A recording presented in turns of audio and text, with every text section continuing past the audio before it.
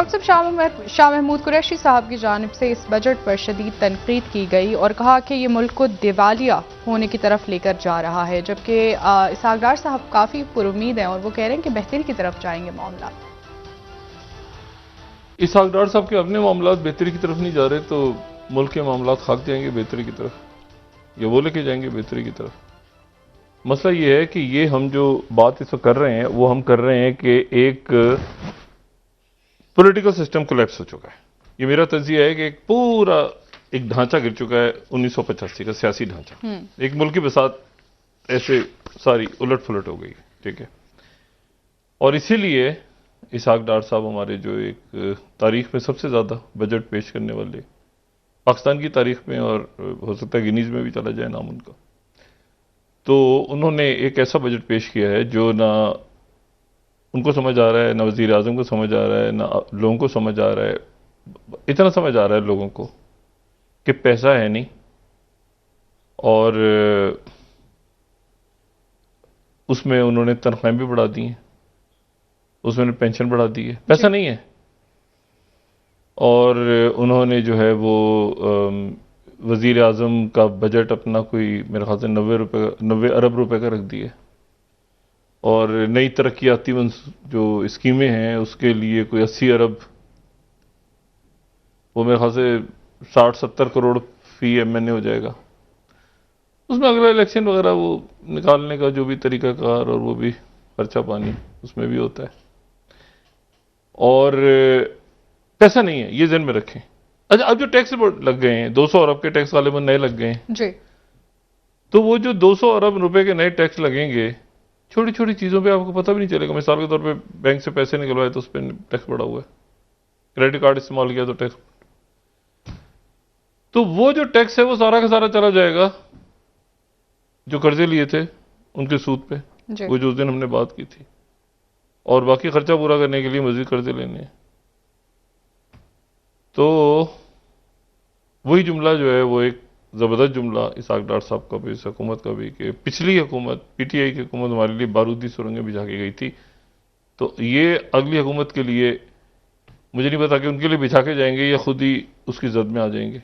کیونکہ اتنا عجب سا ایک معاملہ ہے کہ پیسہ نہیں ہے۔ مطلب آئی ایم ایف کے ساتھ ڈیل بھی نہیں ہوئی، یہ آئی ایم ایف بھی نہیں خوش، عوام بھی نہیں خوش، پبلک، مطلب ایک عجیب سا ایک معاملہ ہو گیا۔ وہ ان کے ساتھ انہوں نے جو پیسہ دینا تھا وہ بھی نہیں دیا، اور یہ ساری جو اناؤنس ہوتی جا رہی ہیں چیزیں، تنخواہیں بڑھا دیں، یہ بڑھا دیا، وہ بڑھا دیا، سارا کچھ، تو پیسہ کہاں ہے؟ تو کیا اگلے مہینے سے ہڑتالیں کر رہے ہوں گے ملازمین سرکاری؟ پیسہ تو نہیں ہے، پیسہ انہوں نے اناؤنس کر دی ہے بہت سارا، اور اس میں آئی ایم ایف کے ساتھ اب کیسے، کیونکہ آئی ایم ایف ڈاکٹر صاحب کافی غصے میں تھے کل انٹرویو جب دیا انہوں نے شاہ زیب خان زادہ، انہوں نے کہا یہ عالمی سازش ہے ہمارے خلاف،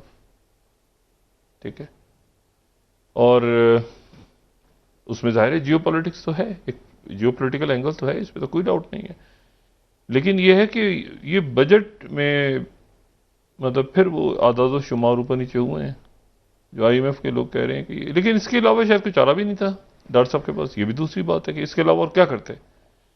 مطلب الیکشن سے پہلے یہ جو بجٹ ہے اس میں ایسے ہی ہونا تھا نا کہ تنخواہیں بڑھا دیں، یہ ہو گیا، وہ سارا کچھ اچھا گڈی گڈی کر دیا ہے، لیکن وہ بعد میں اصل بات ہوئی ہے کہ پیسے ہی نہیں ہے، پیسے تو نہیں ہے، تو یہ ایک اور منی بجٹ آئے گا شاید 2-3 مہینے کے بعد، اور اس منی بجٹ کے نتیجے میں مزید پیسہ لیا جائے گا عوام سے۔ تو یہ ایک انوکھا سا، ایک انوکھی سی بساط چونکہ ایک بھج گئی ہے ایک سسٹم جانے کے بعد، اس لیے اس کو جو ابھی ذرا سب اس کو پہلے سمجھیں، اور اصل میں کس طرف جا رہے ہیں۔ دیکھیں میں آپ کو بتاؤں کہ مطلب ڈاکٹر صاحب نے انتہائی سکون کے ساتھ، انتہائی سکون سے کل بجٹ پیش کیا، اپوزیشن نہیں تھی، اپوزیشن کہاں ہے؟ اب مسئلہ یہ ہے کہ جو تحریک انصاف کے لوگ چلے گئے ہیں یہ استحکام پاکستان پارٹی میں، اور ان میں سے بہت سے جو ایم این ایز ہیں،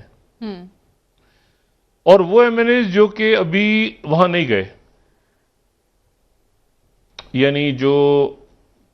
پرویز خٹک صاحب کا بھی ابھی تک کوئی گروپ اس نے بھی کوئی شکل نہیں لی، لیکن بہت سے لوگ جو استحکام پاکستان پارٹی میں ہیں ایم این ایز اور بہت سے لوگ جو اس میں نہیں ہیں، اور بہت سے لوگ جو ابھی دونوں طرف نہیں ہیں بلکہ اپنے آپ کو سائٹ پہ رکھ کے خاموش بیٹھے ہوئے ہیں، یعنی وہ بظاہر تحریک انصاف میں ہی ہیں. ان میں سے جو اکثریت ہے، اکثریت کا مطلب کوئی 90%، وہ اسمبلی میں واپس جانا چاہ رہی ہے اپنے چیئرمین کے بغیر.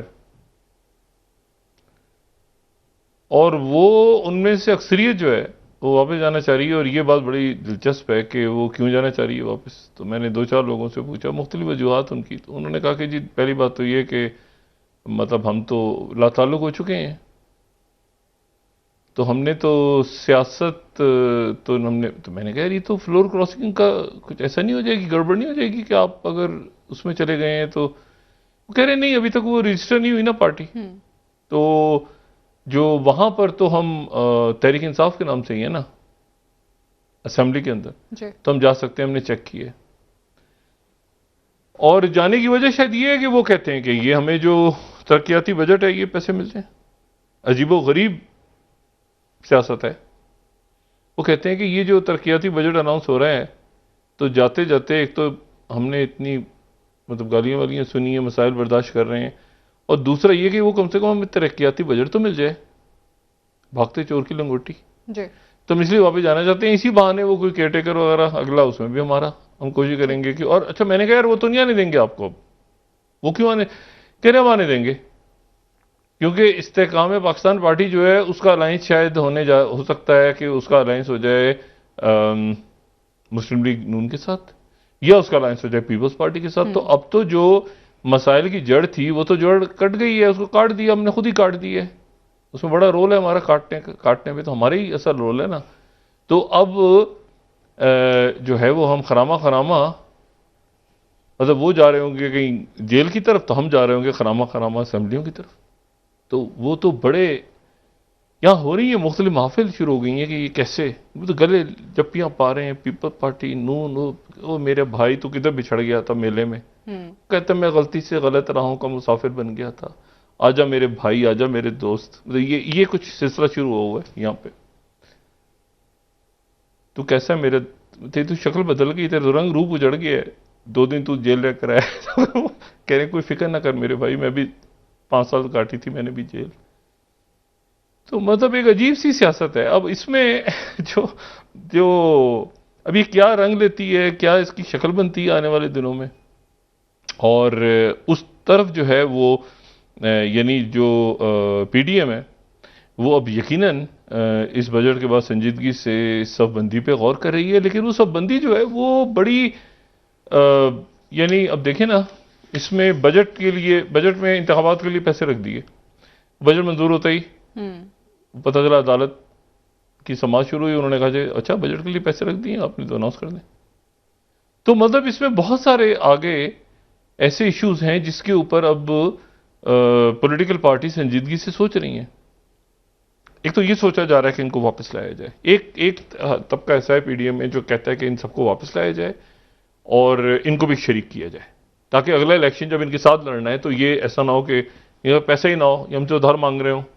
ٹھیک ہے، حالانکہ مال انہوں نے کافی بنا لیا مگر پھر بھی ان کو بھی دے دیا جائے کچھ.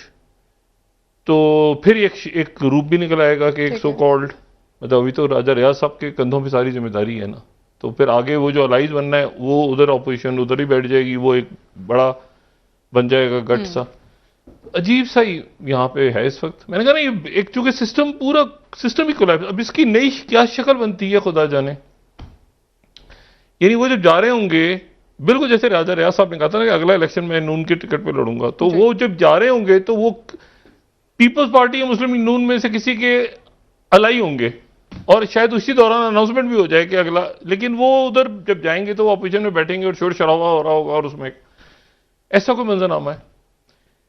جو تحریک انصاف کے لوگ ہیں جو ابھی تک ان گروپس میں نہیں ہیں، مثال کے طور پر شاہ محمود قریشی صاحب، وہ بھی شاید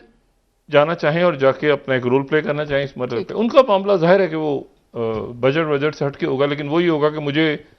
اپوزیشن لیڈر، وہ جو پہلے بات چل رہی تھی کہ اپوزیشن لیڈر بنا کے اور پھر ایک ڈیٹ اناؤنس کی جائے، اور یہ سارا تو یہ شاید اس مدت کو وہ بھی چاہیں کہ اسمبلیوں میں چلے جائیں، لیکن یہ ہے کہ کوئی رنگ روپ اس میں نہیں ہے، یہ کوئی پھیکا پھیکا پڑ گیا سارا رنگ جو ہے نا،